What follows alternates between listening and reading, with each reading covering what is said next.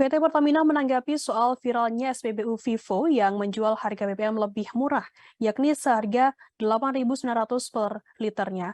Diketahui pemerintah menaikkan harga BBM jenis Pertalite yakni seharga Rp10.000 per liternya mulai Sabtu 3 September lalu. Korporat Sekretari Pertamina Patraniaga Erto Ginting menjelaskan, harga SPBU milik swasta tersebut harus mengikuti formula batas atas yang ditetapkan oleh pemerintah melalui Kementerian Energi dan Sumber Daya Mineral atau ESDM.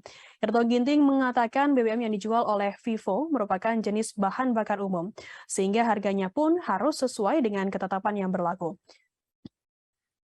Sementara itu, BBM Pertalite mengandung bahan bakar khusus sehingga harga jualnya menjadi kewenangan pemerintah. Diketahui sendiri, Vivo menjual bahan bakar Revo 89 dengan harga Rp8.900 per liternya. Namun Revo 89 dan Pertalite memiliki nilai oktan yang berbeda.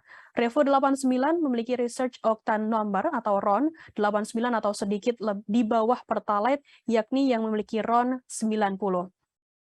Oktan adalah angka yang menunjukkan tingkat ketukan atau knocking yang dihasilkan di ruang bakar saat terjadi pembakaran.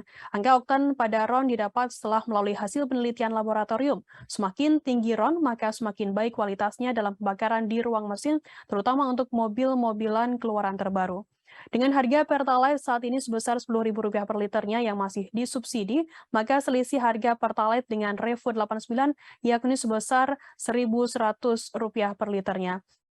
Meski dinilai tak lazim karena memiliki oktan di bawah 90, Revo 89 tetap masuk dalam spesifikasi BBM yang diizinkan beredar di Indonesia.